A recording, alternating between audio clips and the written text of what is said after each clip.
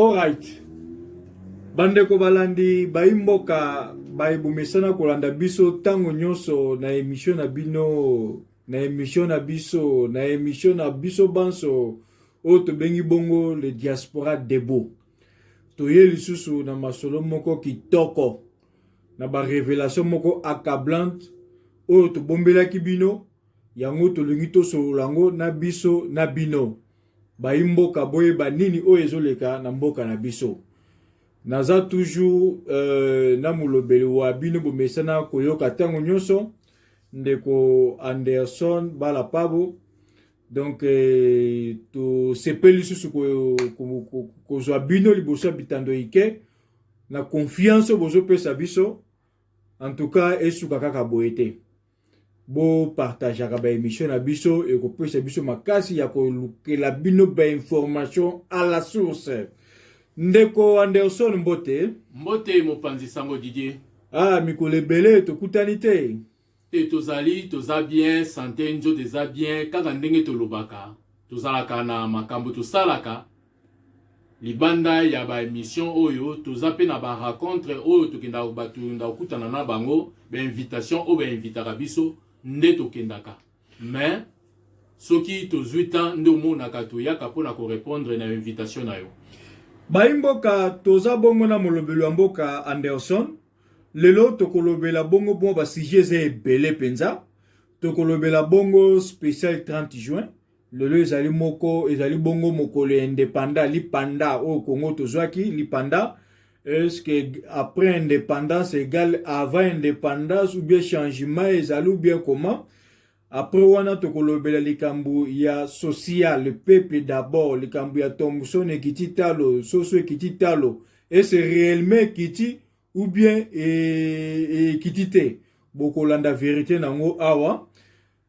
Tokolobela bongo raconte o esalamaki cachette o esalamaki entre président de l'ECID plutôt Martin Fayulu na Mozito Mutunaye o bakutanaki na Kabila. Tokolobela bongo affaire ba Jeep et sali makelele alors toujours peut sa bonne explication ezali clair de boza la toujours branché. Tokoleka bongo na o etali bilan ya état de siège et belé bazolo ba état de siège comme na niveau ni bokoyoka bilan lelo pona ko succès bongo voyage ya Félix na Mbujima et kozalaka et puis suspension yaba mandateur plutôt. Sans plus tarder, merci Susu pour la confiance pour Pesibiso. De quoi andele to baluki sur le bosso na yo. Bonne fête d'abord.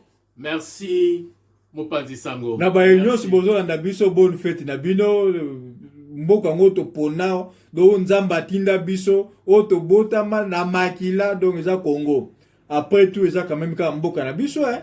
Le kweza mukula indépendant boto sala neto sepela kaka na nzambe a pesa kibiso. Ndeko andele spécial 30 juin olingi kolobela baimbo kanini.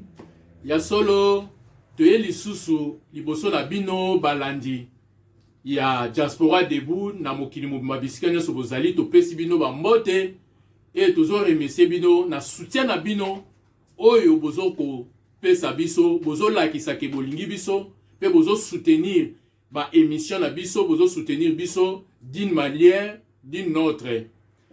Ba bonne fête ya indépendance na tous les peuples congolais partout oyo bozali na kati ya Congo na libanda ya Congo mokili mobimba tango jour oyo biso tokanisaka oyo ezali indépendance na biso tokanisaka ba père ya indépendance na biso o babundelaka biso pe ba martyr o nyonso bakufa po na liberté ya mboka na biso nde eza journée ya lelo le 30 juin nde tozali ko fêter po na kokanisa mokolo monene ya mboka na biso oyo tozwaki liberté liboso ya ba belge yango toza ko pesa ba bonne fête na batu nyonso pe na ba diaspora debout nyonso bisika nyonso boza na mokili mobimba na pesi pe mote na ya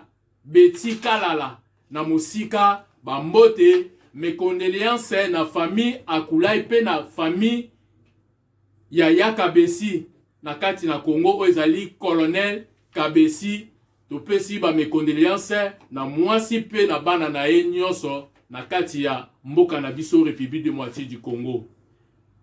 Ya solo eza mokolo monene oyo biso ba Congolais tokanisaka mingi makambo eleka ndenge ba Belge ba nyokolaka biso pe ndenge oyo ezali ba père ya indépendance na biso ba lukaka pona koluka ko délivrer mboka na biso kolongola mboka na biso na bowumbu ya ba Belge. Le 30 juin ne ba Belge bayaki kondima kozwa décision ya ko zongisa mboka na biso Congo na ba Congolais ya kondima kopesa biso indépendance. Après wana ne toyaki komona oyo ezali bapesaki biso indépendance pe bazongisaki mboka na biso na ba Congolais nde tomonaki oyo ezali premier ministre na biso Emery Lumumba, Patrice Emery Lumumba oyo ezali premier ministre ya mboka na biso après indépendance pe oyo ezali premier président ya mboka na biso après indépendance oyo ezalaki président Joseph Kasavubu. Nde toyo komona conflit kokota entre président Kasavubu na président na premier ministre Lumumba. Nde ba Belge ba profitaki pona koluka koboma oyo ezali premier ministre na biso Lumumba. Nde yanwana tozo koloba il falaki kutu avant le 30 juin oyo ezali minu to ba biloko ya nzoto ya premier ministre na biso Lumumba oyo ba Belge bazwaka bakendaka na yango tango babomaka ye bazwaka ba pièce ya nzoto ne ipareza minu il fallait ki bazongisa yango parce que bandimaki kozongisa yango avant indépendance. Nde toyaki komona oyo ezali programme eyaki ko changer ba poussi yango mosika na mois de janvier ya 2022. Nde oyo ezali nzoto oyo ezali minu ya premier ministre na biso Lumumba ekozonga na mboka po to célébrer parce que eza mboka ya bakoko na ye eza mboka na ye pona kolakisa oyo ezali valeur ya mboka na biso République démocratique du Congo. Merci ba bonne fête na ba Congolais nyonso to fêter na kimia to kanisa malamu pona mboka na biso po mboka na biso évoluer ekende liboso biso peuple congolais to nyokwami mingi mais ta ekoki biso peto mona bisengo. Merci maloba omboka wayo mopanzi sango. Mwana mboka to surula nano bayi mboka baza kotuna avant indépendance 61 ans après égal après indépendance ou bien égal toujours avant indépendance? Non, avant indépendance eza susu lokola ndenge moko tena après indépendance oyo lelo tokomi na 61 ans ya anniversaire ya kofete oyo ezali fête ya mboka na biso ya indépendance eza susu ndenge moko te parce que lelo yo Congo ezongi na maboko ya ba Congolais toleki temps mulai ebele mingi mboka na biso Congo ezalaki infiltré mboka na biso Congo ezalaki na occupation ekambamaki na bapaya mais nzamba sali biso ngolu lelo yo Congo ezongi na maboko ya ba Congolais tozomona na tete ya pays oyo ezali mwana mboka oyo biso tozobenga Fachi Beton. Merci mopanzi sango. Bayi mboka to lobeli bongo likambo tali indépendance ba msusu bayike balobi tozwaki lipanda noki se mbango ba msusu balobi tozwaki na temps normal mais biso moko ba Congolais toza sérieux te donc tozo senga na mwana mboka nyo sika azali lata Congo na motema na yo to linga Congo ya solo to soutenir ba institution ya Congo ya solo ba Afrique du Sud awa bazo ba indépendant na 1994 mais lelo so otali mboka na bango moi quand même à féliciter et bela ba Congo tozo ko envier yango yes. Mais pourquoi pas Congo? Niger c'est ni bazana ngwa eloko te ndeko. Alors lobby quoi tu appelles poser à Komona Congo lokola Afrique du Sud, rien n'est impossible. Yaso. RDC eloko makasi. Moi namboka toleki bongo na deuxième question likambu ya Thomson Pepe azolela Thomson ekiti soso ekiti mipanze ekiti bon toyebi te facha zalaki na yekuna na este siko nana pesa ki mibeko wana. Merci mopanzi sango.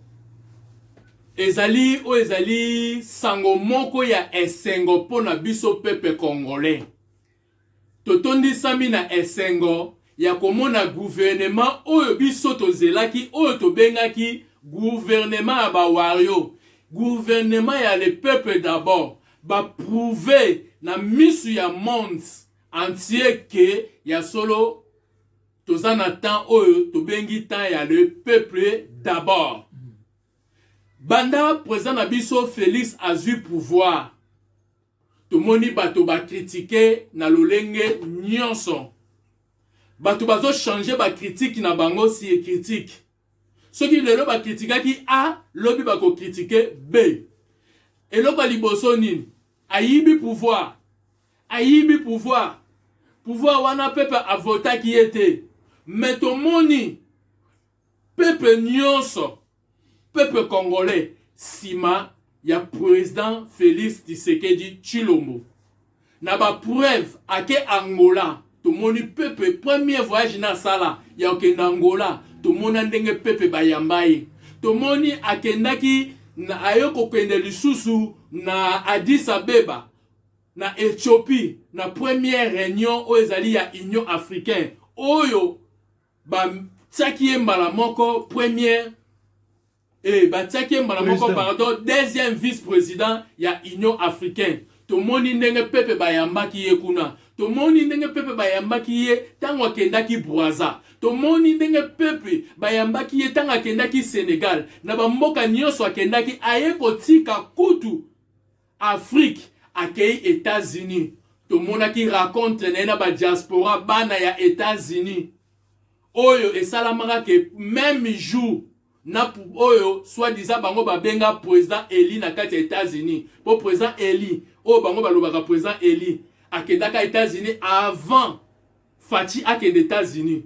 Et yaki ko sala ke afanda na États-Unis azelaka Fachi kuna na États-Unis akasaka ba okutana po asenga nda mesana ko senga na ndenge ya batama na ndenge ya butu na ndenge ya molili.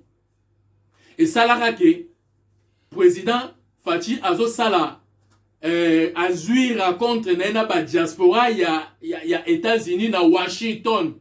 Le même jour nani Martin Fayulu na soki na bosanité na nini na mboko ya États-Unis na bosani mais na rappeler binongo.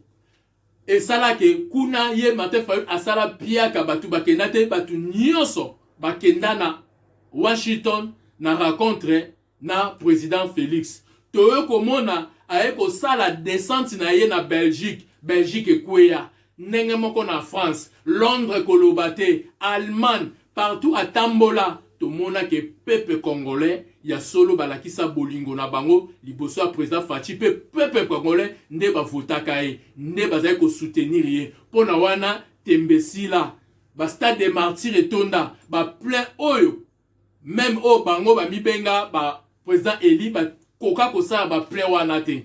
Tomona wana tembesila baye kokota lisusu ote aza président étiquette placebo malhonnête elilingi ya pamba ba pese ba kombo nyonso o ba pesa ye baye komona ndenge aye kosilisa makasi ya muto bango bakanisaki akozala kaka au-dessus ya nyonso Kabila.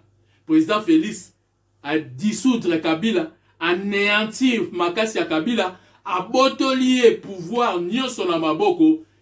Lelo makambo wana esila parce que président Félix a lakaki biso les États-Unis ke na ko déboulonner ozali système ya Kabila to système dictatorial na kati ya mboka na biso pe a déboulonner yango ndenge alakaki.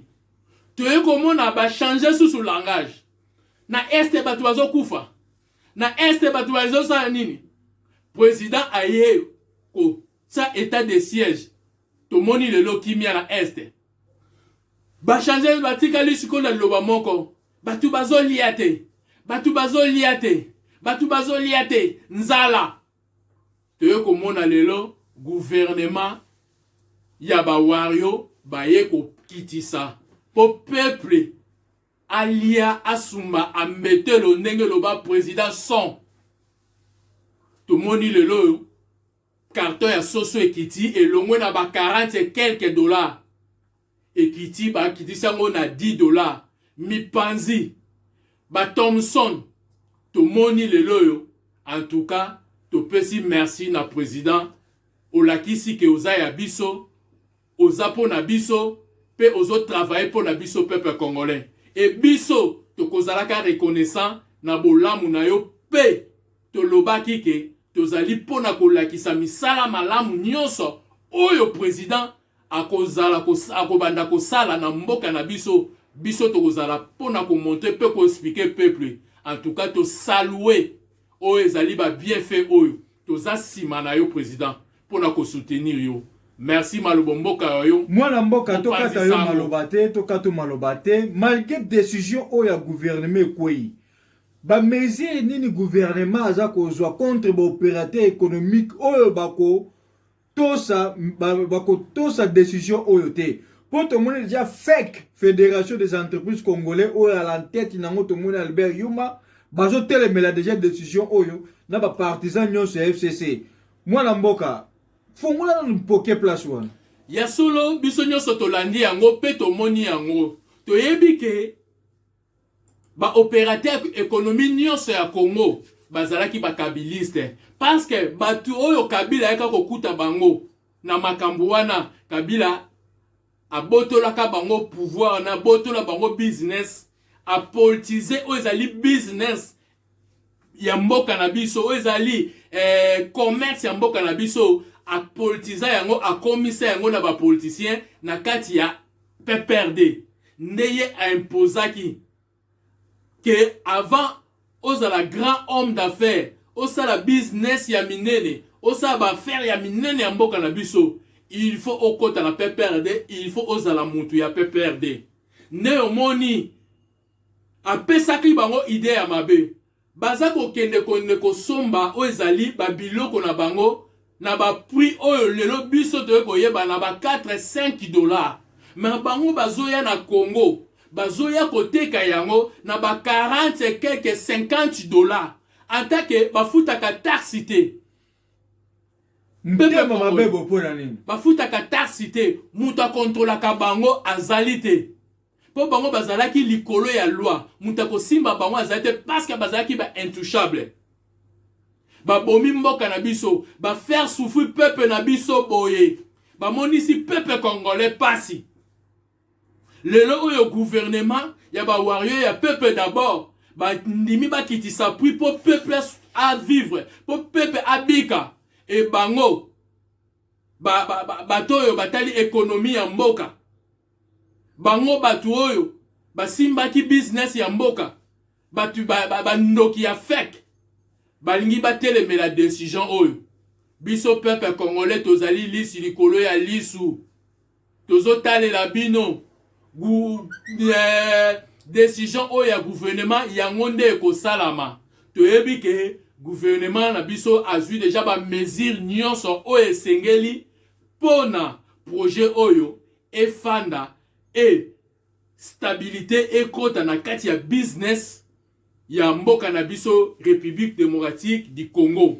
Mais ndenge programme ya gouvernement ezali à partir ya le 1er juillet ne babiloko ekokota na marché et gouvernement akopesa ba programme na ye ndenge ni peuple congolais ako somba babiloko oyo bisika ni peuple congolais ako zwa ba biloko na ye na prix ya malamo po peuple aiba ko vivre peuple asepela tolelaki mingi vie sociale nzala toyebisaki batoke kolia ya jour moko esilisaka nzala ya 10 ans ya 15 ans bato batiaki tembe lelo yo peuple congolais atondisami na esengo ekomi temps oyo pepe alia asepela à vivre à mon vraiment que ya solo changement ekoti na mboka na nga ya solo oyo azana mutu ya mboka na biso lelo oyo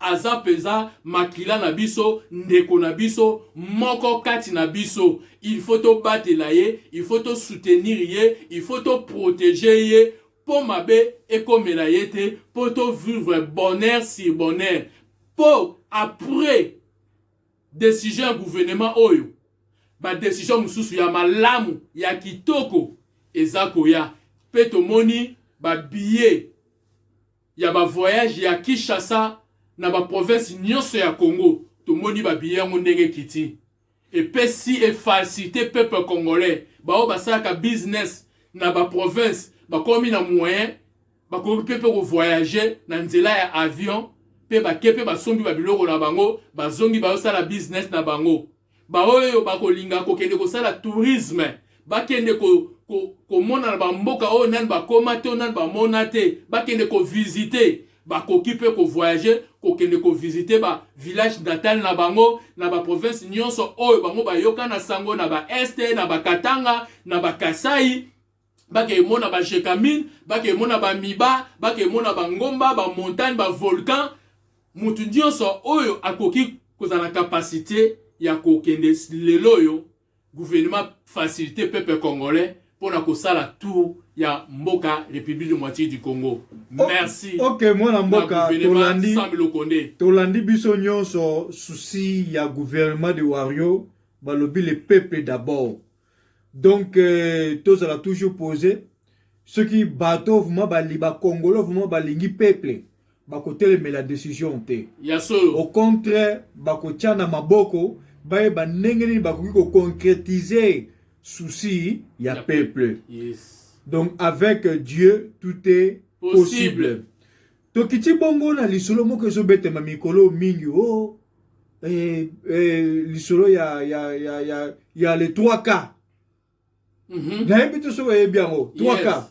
Kabila, Katumbi et Kamere. Kamere, yes. Mais à ma grande surprise, zo mona na banet balobite batindi kinde Fayulu yenda ke ko négocier yango baki ko baki ko tala ndenge ko réévaluer ndenge ba projet na bango ndenge ba ko concrétiser projet oyo ya solo balobi Fayulu akutana na Kabila ba partisan na balobi non ba TFC musu balobi vrai mwana mboka yo lobini ya solo mopanzi ya sango biso tozali kaka pona kolobela anta oke na butu anta oke na moi yeba ke nzamba monaka même ole kaka na butu tangu batu balali ba esprit peut tambolaka et monaka ba o pe ba kufwa pona République démocratique du Congo ba esprit na bango tambolaka et monaka bokanisa teke ezaka ka batu vivant boende ba ko mona bino te ba esprit ya bato ba kufela démocratie pe état de droit oyo etambolaka na Congo wana pe monaka anta bo sali complot na zolo ba na peuple congolais bozwa makambo au sérieux ezana un grand complot oyo salama contre la République démocratique du Congo complot moko ya makasi oyo baza koluka premièrement projet na bango ezake baklalisa mutu ya président Fachi po yende aza ko écarner changement yende aza ko écarner état de droit pe démocratie développement ya République démocratique du Congo ezana maboko ya Fachi yende nzambe atindeli biso ye nzambe aza ko batela pesie vision pona ko bimisa peuple congolais na souffrance ya mwana ba mafie nyonso basangani lelo bazoluka ndenge nini bakoki ko détruire président Fachi soki bakoki ko assassiner yete toko ko luka siko ndenge nini tokoki ko sala pression tokende na élection moko oyo kozala élection moko crédible te poto luka toko isae biso to remplacer to botola pouvoir ne omoni makambu nyonso oyo président zo sala bango bazaka pona kotiele ba bâton de la rue pona kotiele poso habitabe pona ko luka ko freiner pona ko luka baza ko corrompre ba journaliste mosusu baza ko corrompre bato na réseaux sociaux bazo pesa ba information ya lokuta po ba lukaka basala nini ba kabola président Félix na peuple congolais ba kokisa ba complot na bango complot wana lelo yo basangani banani basangani eza Kabila Kanambe oyo aza baza na parrain na bango oyo eza Kagame malgré Kagame akomi impuissant aza suna makasi ya kosala te asuki Kabila basangani bakutani na Katumbi Moïse Katumbi baza na Kamere oyo lelo aza na prison baza na Fayulu pe na Mozito basangani na Seniko baza together oyo bakana anglais baza ensemble bazo luka ndenge nini tokoki kosala poto détruire président Faci nde toye komona par rapport ya ba rencontre na bango Kabila na Moïse Katumbi na Seniko bakutanaki na Katanga nde toye mona Kabila ye kozonga Kinshasa lelo yo Kabila ye kokutana na Fayulu na Mozito comprendre bango ezali nini ndenge ni tokoko luka ko détruire Faci tokoki ete na minduki tokoki ete na insécurité tokoki ete ke ba detisisuye tokoki ete na ba comprendre biso nyonso siko tokoko sala ndenge nini complot contre la République bazo sala complot pour détruire notre pays peuple congolais tous à la liste likolo ya lisu makambo nini basololi premier projet na bango bafandi basololi ezali baluka basangana basala bloc moko basala oyo tobengaka plateforme oyo bakokende nango na 2023 na élection 2023 pona kobimisa candidat commun ndenge basalaki biso na Genève ndenge batiaki biso mbeli na mokongo ndenge balingaki détourner IDPS détourner peuple congolais bango bangi basangana basala oyo ezali plateforme na bango pona 2023 nana kozala candidat koto Moïse Katumbi azoloba ye koto oyo Fayulu azoloba ye koto ya Kabila bazo proposer Olive wana eza makambo etali bango mais tozo senga na bango bazala ouverte liboso ya peuple basalaka makambo ya kobatama te po peuple congolais asi ayebi complot na bango peuple congolais aza sima Faci e biso peuple congolais pe mboka na biso République du moitié du Congo tokozongaka su na boumbu te toboyi boumbu toboyi ba étranger toboyi ba nationalité douteuse na kati ya mboka na biso ya solo nde toza ko informer na peuple congolais tozala prudent ba manipuler biso te ba kosa biso te na ba information ya lokuta merci. Ok. Sango. Bible soloba rien de caché qui ne doivent être découverts. Yes. Oui, bomba maki. Eko bimara kaka. Na kwa sa. L'issue ya peuple eza partout. Yes. Yo kende ko sala likopana ndoki. Toko belela ona moi. Yo sa likopana butut. Mais biso na moi. To beleli yo. Yes solo. Et puis ta to so belela yo. Yebaka to belelo kaka te. Boya mabanga bazo bamba. Boya ba pine. Alors, ole biloko ya congolais Zalambango. Mwana mboka affaire Jeep. Affaire Jeep et sali scandale l'internet. Et ça non ndenge nini expliquer dans le bus affaire Jeep. Ya solo ezana ba lobeli ya mboka ebele basi ba lobeli likambo ya affaire Jeep. Et lobi na ngonde ko Israël a bosolo na politique. Alibi peuple congolais ba memi bino na distraction. Peuple congolais bobo sani makambo ya minene ya ba carte visa. Ya ba mbongo na bino ba miyibi. Ba yibi bino ba utiliser yango na pesi bo landela o ezali intérêt na bino bolingi bokota na distraction ya affaire Jeep eza contrat moko esalama kala na ba Assemblée nationale nyonso ko banda Assemblée nationale ya Mobutu tokoti na Assemblée nationale oyo ezali ya provisoire oyo ezali ya 2002 à 2006 oyo ekambamaki na mwana mboka oyo ya Moïse Katumbi nani métier oyo nani journaliste nakopesa bino kombo po kombo ekiminga sikoyo akambaka oyo ezali Assemblée nationale bino batu nyonso bayebi yango bapesaka bana mboka bapesaka badepute bajip toye komona na Assemblée nationale nayebi ndeko wana atobengaka ye demi Dakar ya demi Dakar ye wana toboyi totanga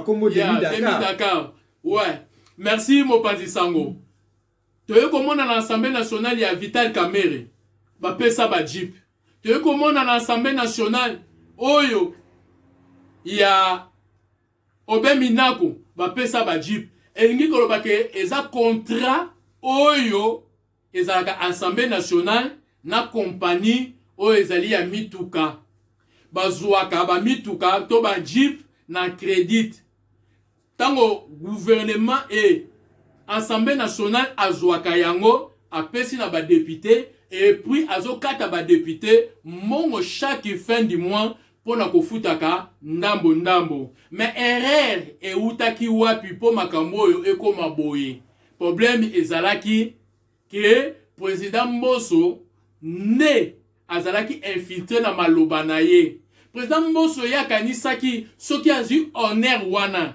ya ba jib atiango na kombo ya président Fachi ekopesa susu ampleur makasi na président Fachi nde président Mbosso atangaki kombo ya président Fachi alobi ke président azoyebisa ba député ke président azopesa bino ba cadeau ya ba jib mais président Mbosso président ya Assemblée nationale ayebaki te ke makambo ya zoloba ekopesa président ampleur na ndenga malamu te mais ekosali kombo ya président nde omoni alobaki yango bongo mais na vrai sens ezalaka contrat ya ba député na société ya ba mituka bakopesa bango en crédit et bango babanda kofuta yango malembe nete yo komona porte-parole ya Assemblée nationale ne ayaki ko expliquer yango lisusu malamu na peuple congolais bo comprendre yango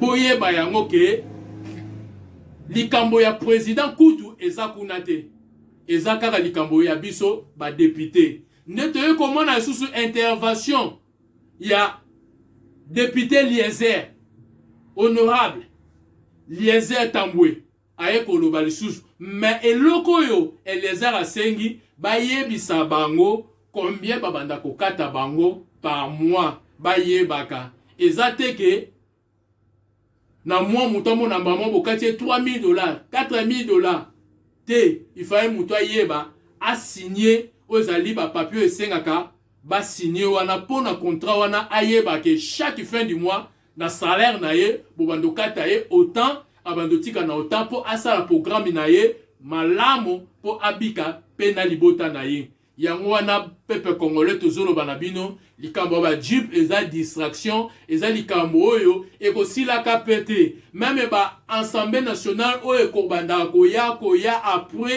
après e banda kosala makaka ndenge wana ba banda contrat na bango wana ba ko protéger yango po na kosungaka ba député batambola makolo te ba député bakendaka kozwa ba transport public te ba député bazala ba député moko oyo bazana honneur oto benga bon baza ba homme d'état basi ba koti na fiti ya mboka na biso République de moitié du Congo bazo travailler pour na intérêt ya peuple congolais na valeur au peuple a votaki bango atindaki bango kuna na kati Assemblée nationale pour ba lobela il faut pe valeur wana emonana en tout cas likambo oyo to sukisi yango likambo ba jip oyo to sukisi yango muto akolobela yango lisusu to muto akotiela yango sous commentaire a muté amabe a mutema ndoki peuple congolais likambo ya ba jip to zappé yango eza nango na sensité ezo distraire biso pour rien eza te que président a corrompre ba député te eza likambo ya bango na bango merci mwana mboka soki tolandi o malamu c'est-à-dire ba député ya SID ya Martin Fayulu na ba député ya FCC il paraît ba konzina bango basenga ki baboya na bango ba jeep bango. Bango balingi ba politiser likambo oyo. Tomoni Shadan oyo azali secrétaire général ya PPRD yebe asengi na ba député na bango baboya ba bikote baboya kozwa ba jeep oyo.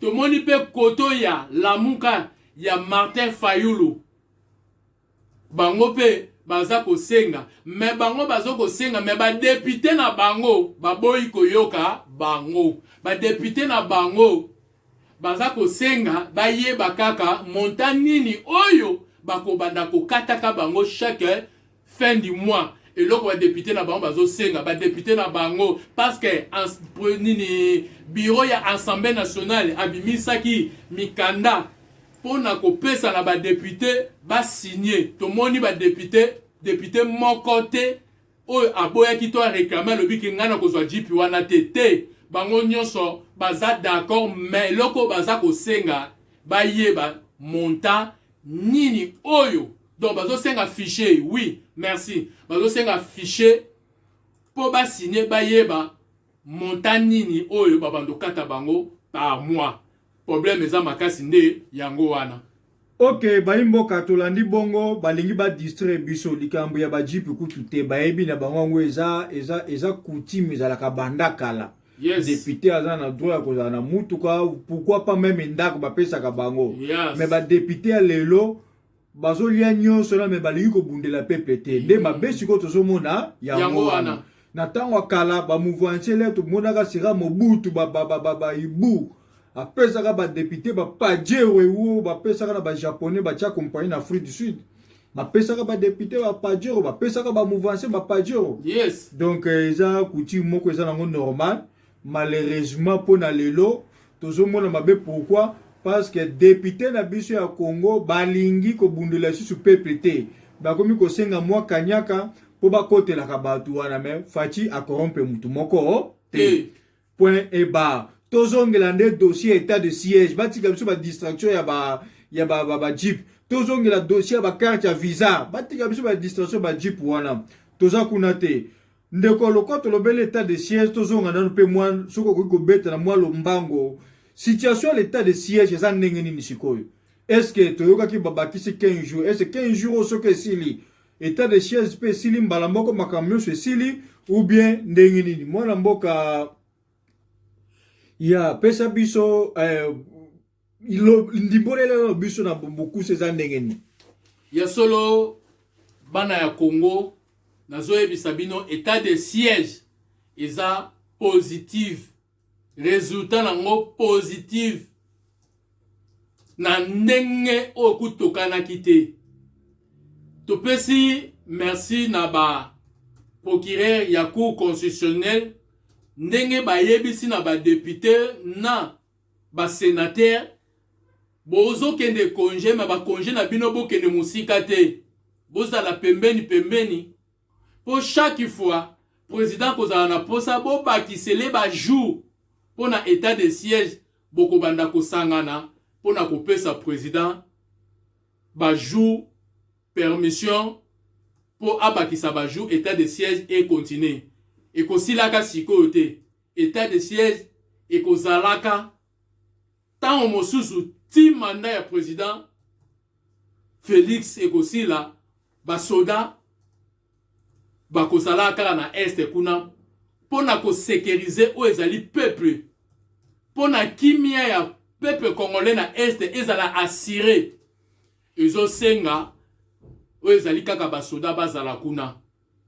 ne biso moko tomoni voyage ya président oyo bato mokili balobaki ke alakaki ya okende kofanda kuna ye moko alobaki ye moko alakaki président aye kokende kuna lelo yo débat esili mais po bato wana ba féliciter ba encourager président ba fandi kimia bango bazalaka ndenge wana soki balobi président sali na pesi ba féliciter ba lobaki te oza mobile ya solo za mwana mboka ya solo za peza l'homme à féliciter mais au mona ba fandi kimia bazo luka lisusu critique nini bakoko critiquer lisusu kofinga nini bako kofinga lisusu président keti na ba fin fond ba ville ya suka oyo ekangami na ba Uganda na ba Burundi na ba Rwanda président komi tikuna oyo 32 ans ya Mobutu akomaka te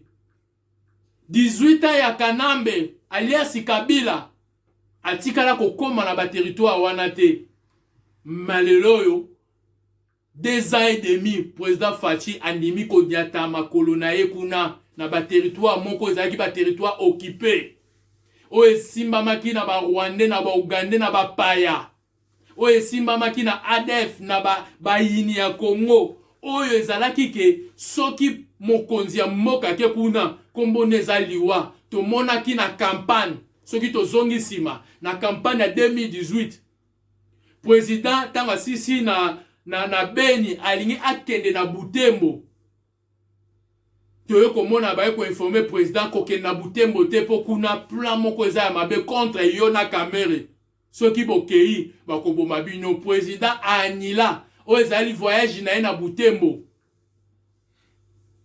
nde ayaki kokende sikoyo na Katanga pe na Kasai mais lelo yo président komiti na Butembo asali discours liboso ya peuple congolais na kati ya Butembo sololi na bango ya solo tomoni ba village o batu bakima kande batu bazongi tomoni ba hôpital na ba territoire o ezalaki occupé na ba ADF na ba rebelle lelo yo ekomi na maboko ya FARDC ya armée na biso ba hôpital ebandi kosala bakomi ko traiter bato tomoni ba école bana classe babandi kozonga ezaka pona état de siège oyo nde président alalaki te par rapport ya mafia oyo président kendaki ko découvrir na kati ya armée il falaki tozala na 21 000 soldats na kati ya est mais président ke ko kuta kaka au moins de 5 000 à 6 000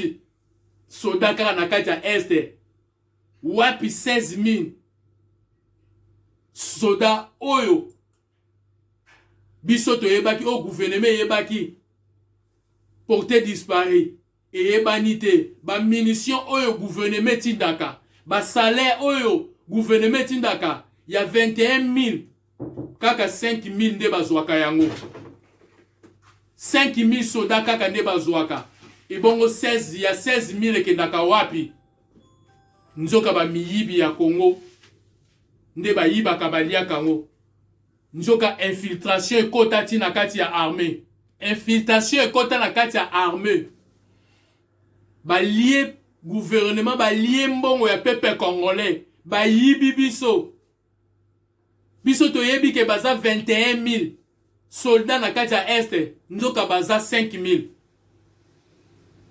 merci na président pe merci ndengo ke ko découvrir ba mafie na kati ya armée yango wana omoni bakangi 3 officiers bazongisi bango na kati ya Kinshasa bakende kosamba bango nde bazaki ba responsable ya ba nombre ya ba troupe o nyonso ezalaki na kati ya est bango mususu do azalaki responsable ya ba paiement ya ba militaire na kati ya est bakangi bango bakei na Kinshasa po baleka na justice et ba expliquer na justice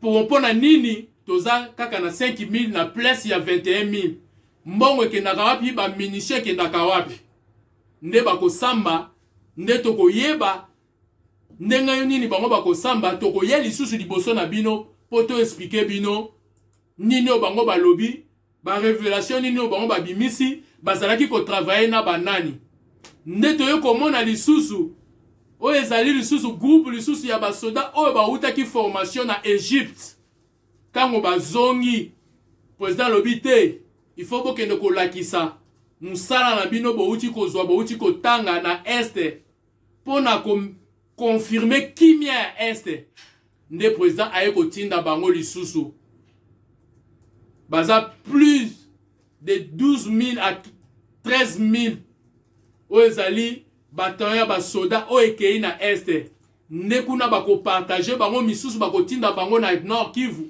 mususu bakotinda bango na Beni, mususu na Butembo, bakopartage bango pona kotia kimia na este wana mobimba.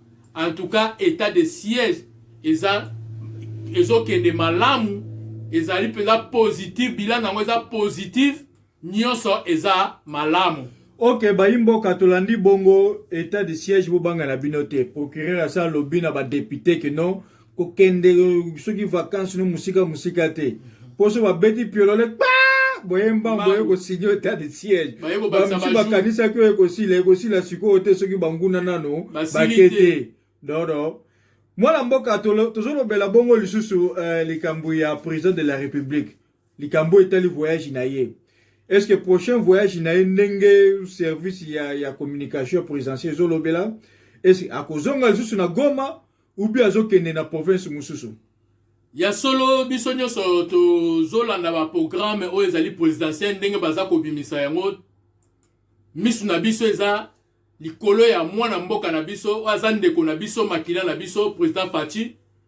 Programme na ezali soki état d'urgence moko yeto problème moko elisusu sengi atia makolone na este po ye moko lobaki soki ko senga pesa bomo inaye po na kimie kota na este akopesa meto yebike misala zo sala neza sacrifice mais liwa eza sune sikate kati na ye parce que azana mission oyo nzambe apesi na mboka na biso il faut akoma na mission na tina suka. Mais programme na ezali kokende na Mbujimai parce que anila ki voyage na ye na kati ya Mbujimai po akende ko silisa makambo ya este lokola la kaka ke akende ko fanda na este nda akende ko fanda kuna na temps o ya fani po na ko silisa komona président ko zonga Kinshasa nda zongi Kinshasa eza ko confirmer biso assurance ya makasi na este eza ko confirmer biso ko lakisa ke en tout cas banguna balinga te baza susu na espace te baza susu na place te ya koboma peuple congolais susu na este peuple ya este bozwa esengo bozwa kimia bozali na bandeko na bino o ezali ba soda o baza ko assurer sécurité na bino ne président siko aza ko bongama pona ko kende na Mbujimai président zo kende ko sala nini président azana ba programme ebele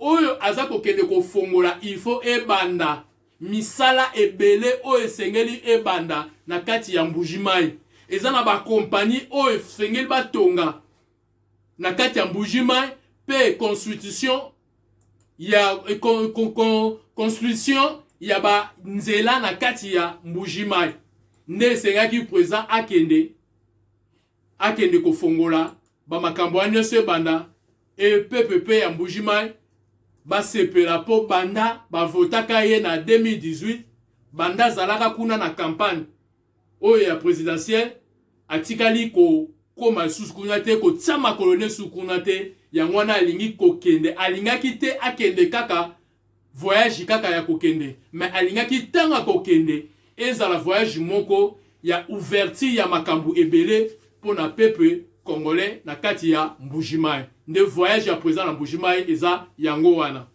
Ok, mwana mboka tulandi bongo ezala motuna musu ekomeli biso awa ba voyage oyo président de la République azo sala de gauche à droite est-ce que azo sala déjà campagne en 2023 te eza campagne te eza musala oyo président asalaka ba président nyonso na ba mboka na bango basalaka musala pe batambolaka na ba province ndeti tozoloba soki président kendaki kofanda na STT ndenge nini agaki a découvrir ba mafia o ezaki na kati ya armée ndenge nini ngaka découvrir que ba soda na est bazali 21 te mais bazali 5000 ndenge nini ngaka découvrir il fallait kaka akende kuna po akende ko découvrir ndenge moko pe ba voyage nene so sala na ba mboka nyonso o yazo ke nazo découvrir o ezali ba makambo mo mususu batami to zongi susu sima na voyage ne na Katanga tanga kendaki na Kolwezi na Lualaba